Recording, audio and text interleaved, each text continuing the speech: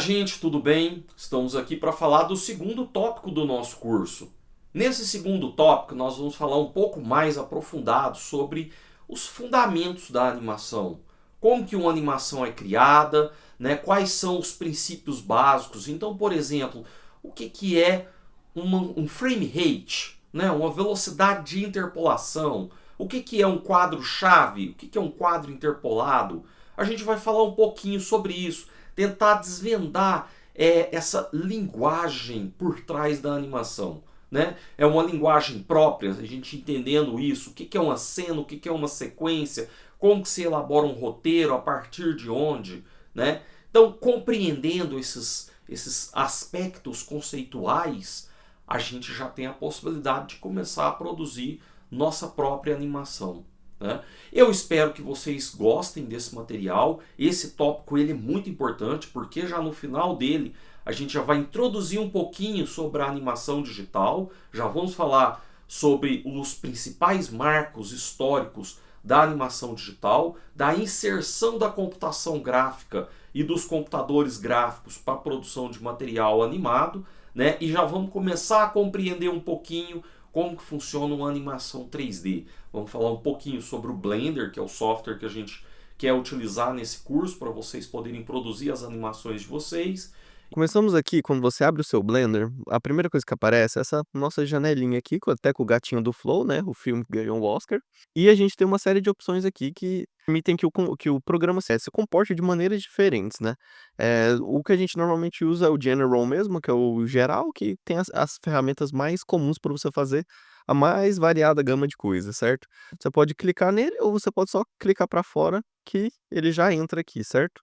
Eu vou ver aqui em Window aqui em cima que é janela e vou colocar no full screen para a gente poder ter um pouquinho mais de espaço para mexer. Então como que funciona o Blender? A primeira vez que você entra aqui, você vê que ele, assim, é muito complexo e tem muitos botões para você clicar. Então a primeira coisa que a gente faz é se assustar, né, não tem o que fazer. Meu objetivo nessa aula é justamente ensinar para vocês como navegar nessa interface, para que vocês não se sintam tão perdidos logo de primeira, certo? Então, a primeira coisa que a gente tem que aprender aqui dentro dessa nossa interface é que ela é modular e que cada pedaço dela faz uma coisa diferente, certo? A gente tem aqui nossos 4 módulos principais, que eles estão por padrão num tamanho menor, né? Mas eu vou colocar eles aqui no mesmo tamanho para você ver que eles são modulares, a gente pode aumentar, mudar o tamanho deles e que todos eles seguem um padrão, que é esse botãozinho aqui em cima, nas na no canto superior esquerdo, né. Esse botãozinho, ele vai te dar uma lista de todos os menus com todas as ferramentas que o programa possui, certo. A gente tem aqui, né, as ferramentas mais gerais no General, nós temos as ferramentas de animação, as de scripting que a gente não mexe muito por enquanto, e as de data que é nossas de organização. Quando você começa, você tem um viewport 3D, que é o que permite que a gente enxergue o mundo, a gente tem um outliner, que permite que a gente veja tudo que a gente tem aqui dentro de maneira textual para a gente se organizar. A gente tem as propriedades, aqui é basicamente todas as propriedades das coisas que nós estamos selecionando lá dentro daquele mundo ou aqui pelo outliner. Você pode ver aqui que selecionando as nossas propriedades mudam. O nível de ferramentas disponíveis mudam pra gente, e a gente tem a nossa timeline, que é onde a gente pode fazer uma animação. Aqui dentro, se você inclusive apertar espaço, você pode até não perceber, mas você sempre vai estar soltando essa agulha de tempo aqui toda vez que você aperta espaço, né. Então, melhor deixar aberto para você saber se você deu play sem querer, porque às vezes isso pesa bastante o seu computador. Então vamos lá. Nesse sistema modular, você pode colocar a mesma coisa em todos os lados se você quiser. Olha só, colocar um outliner em tudo. Só que aí o programa ele te permite justamente esse nível de liberdade para que você consiga melhorar, assim, você consiga organizar do jeito que você vai utilizar o seu programa. Aqui em cima, ó, deixa eu voltar um pouquinho mais aqui ao normal, que é o padrão, né. Aqui em cima você vai ver que você tem várias abinhas, a gente começa na de layout, que é essa principal onde a gente vai ter o nossas propriedades, o nossa timeline, o nosso outliner e a nossa viewport 3D, certo? Se você clicar nessas outras abas, você vai ver que a configuração muda levemente. Por exemplo, na de modelagem, ele tira a timeline para a gente não ter que mexer com animação, certo? Na de escultura, ele já até desliga alguma das coisas que acontecem aqui para a gente ver só a geometria e focar nela. Em UV Editing, você tem um editor de texturas, ao mesmo tempo que você está vendo o objeto, para você poder editar as texturas dele de uma maneira 2D e mexer nele aqui 3D.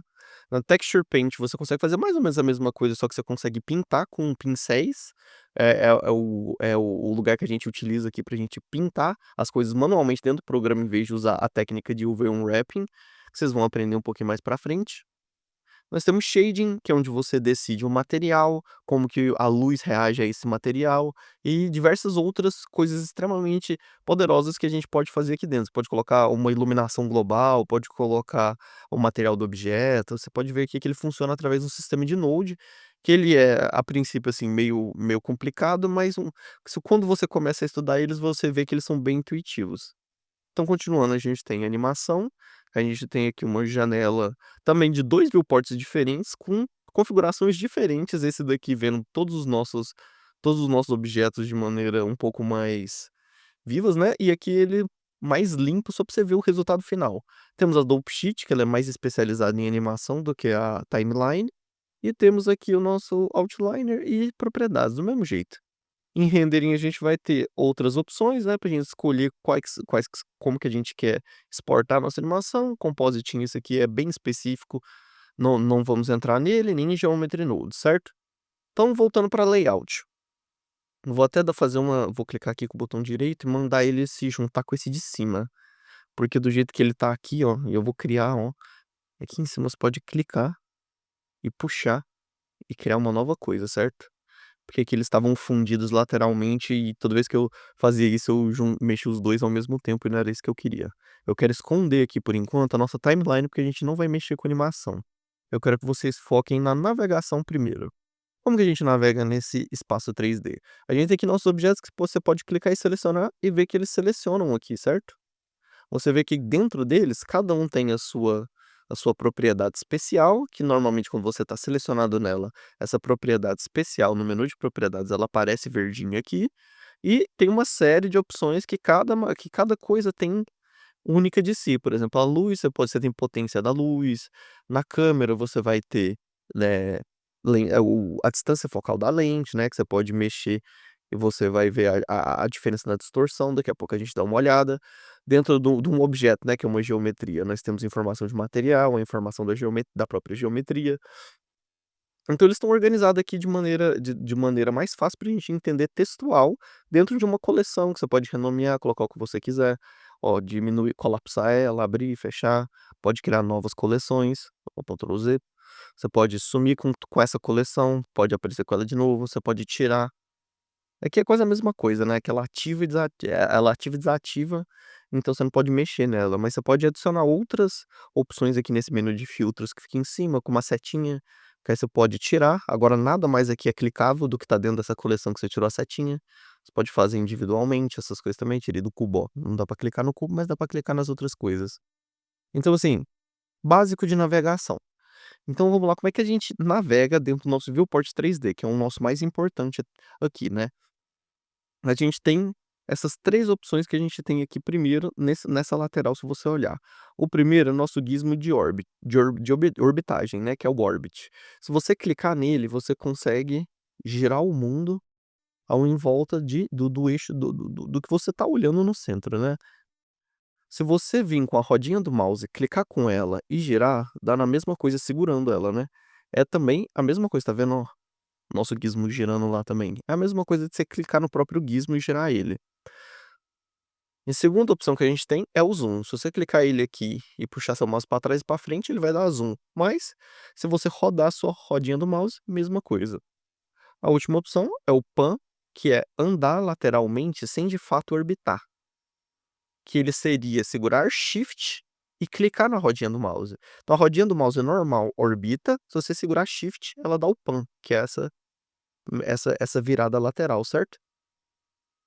Então, com essas 3 opções, você já começa a conseguir navegar no espaço 3D e olhar para as coisas com mais facilidade. No início é meio estranho, mas depois você vê o quanto que é intuitivo você utilizar apenas a rodinha do mouse, ou seja, apenas um botão para você conseguir fazer toda a sua navegação dentro do programa. Então, assim, vamos seguindo na explicação.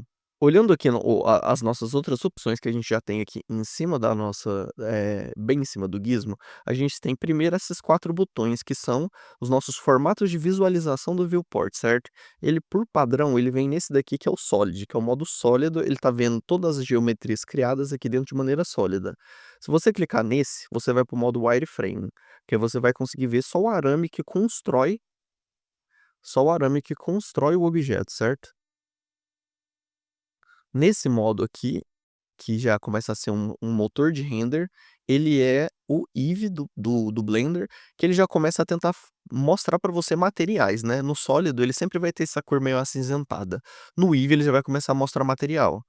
Tanto que se você seleciona o seu cubo aqui, vem aqui no nas nossas propriedades do cubo, você pode vir que aqui embaixo ele tem os materiais do cubo. Aqui nos materiais do cubo você pode ver que ele está branco, mas você pode clicar e alterar a cor do cubo já. E aí você vê que aqui ele tem cor. Se você vir no sólido, ele não tem. O motor Eevee, ele é um motor de renderização, né, e o do lado também, que é o nosso Cycles, ele também é um motor de renderização que eu já vou mostrar para vocês. Mas o que que é renderização, né? Dentro de um ambiente 3D, tudo que existe está sendo calculado por 3 informações principais, que são as informações de objeto, que você vem aqui, ó, em propriedades, você acha aqui em objeto, você vai achar as 3 propriedades, que é location, a translação, rotation, que é a rotação, e a scale, que é a escala, né, o tamanho da coisa. Cada uma dessas tem 3 coordenadas, que é a x, y e z. Se você olhar no nosso gizmo, z é o teto do mundo, z- é o chão do mundo, y e x estão mais abertos, assim, né, não tem como saber qual que é esquerda e direita, qual que é frente e trás, depende do que você está fazendo. Nem sempre isso aqui é do jeito que é. Em outros programas, por exemplo, como a engine de jogos Unity, o Z, ele costuma ser no lugar do Y e o Y costuma ser o global do mundo. Então essas coisas mudam de programa para programa, mas dentro do Blender é absoluto assim, é esse daqui, Z é o topo do mundo, menos Z é o chão do mundo. Com essas informações, o programa calcula de maneira matemática, dentro desse universo 3D que é esse nosso gizmozinho, as coordenadas de um objeto 3D.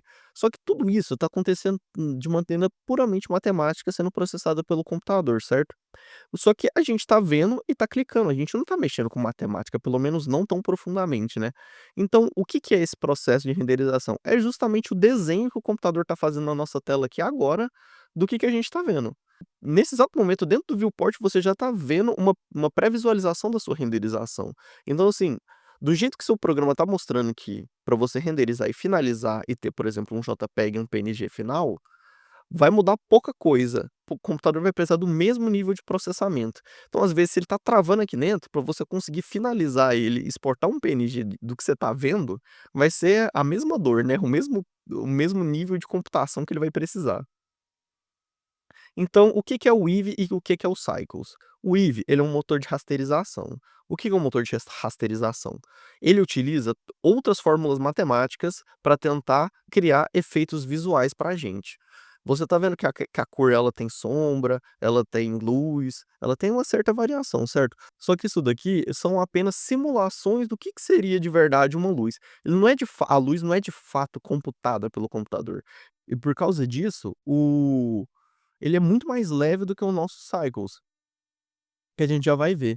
Por quê? Porque ele só tá fazendo várias simulações de materiais, de fenômenos, né, de coisas reais, como textura, metálico. Você pode vir aqui e mexer em várias coisinhas desse material aqui no menu de materiais. Tem difusão, tem várias coisinhas que você pode fazer para ele tentar imitar uma realidade, certo? O Eevee ele é muito poderoso e ele permite que você chegue num resultado fotorrealista, só que normalmente com mais dificuldade. Agora o Cycles, ó, eu vou ligar ele aqui, e por enquanto como eu só tenho um cubo, não tem como dar muito errado. Mas esse motor ele costuma ser muito pesado e se você tiver muita geometria na tela, ativar ele pode travar seu computador.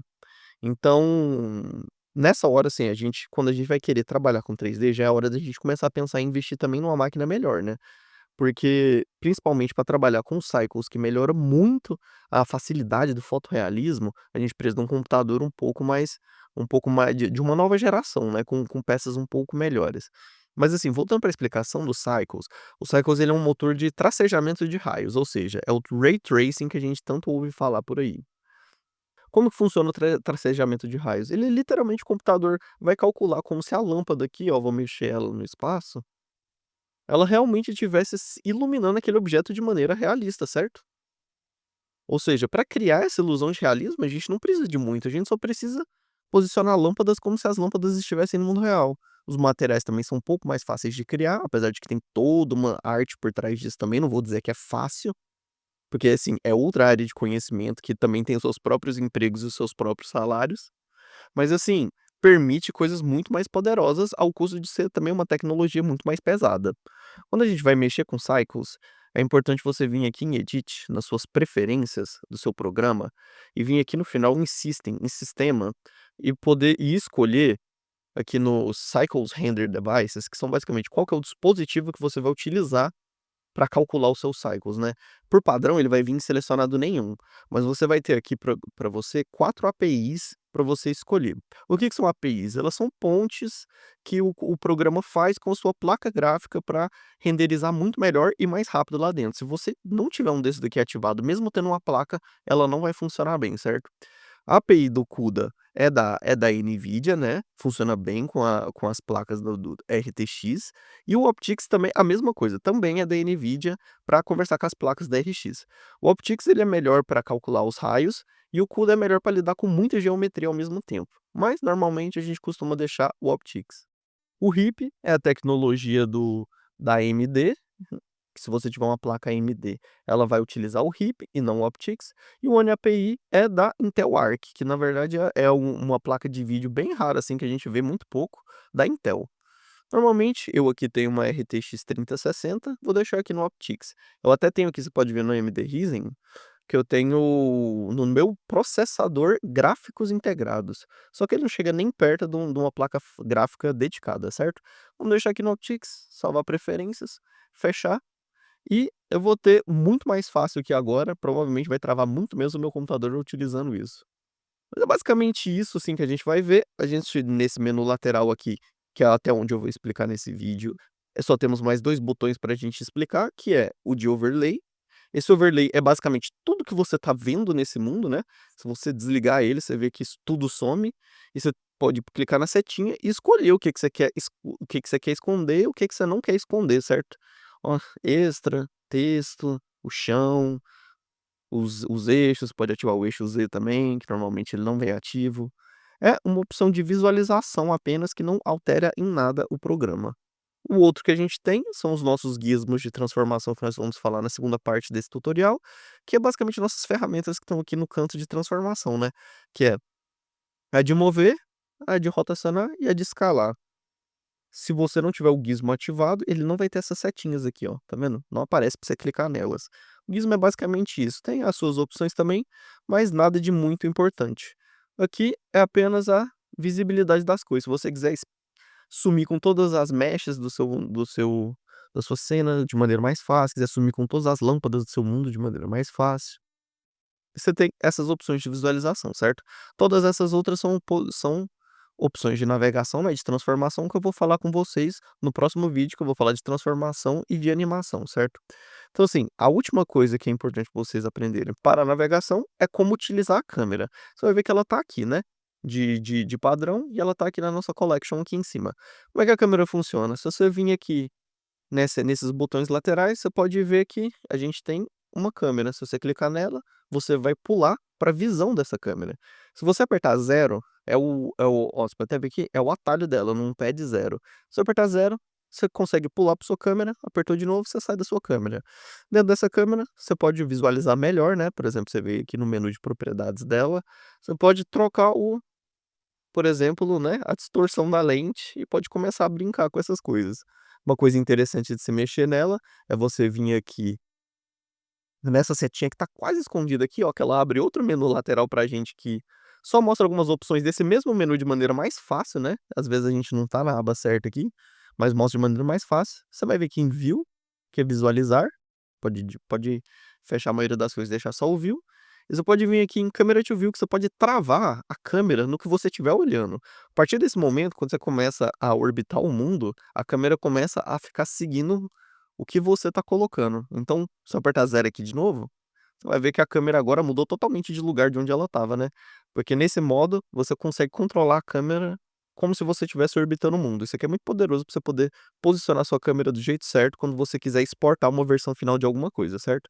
Normalmente você desliga também para quando você mexer, você só sair, né, e não poder estragar o seu posicionamento inicial, mas no geral vou apertar N aqui, ó, fechar aqui, esse menu, o atalho é N. No geral, com isso daqui você já entende mais ou menos como é que você orbita e como é que você altera a visibilidade das coisas e como que você entende as propriedades das coisas aqui dentro do Blender, certo? Então, é basicamente isso. Ficamos por aqui e no próximo vídeo a gente aprende um pouquinho sobre como mexer os objetos nesse espaço e como fazer uma animação básica.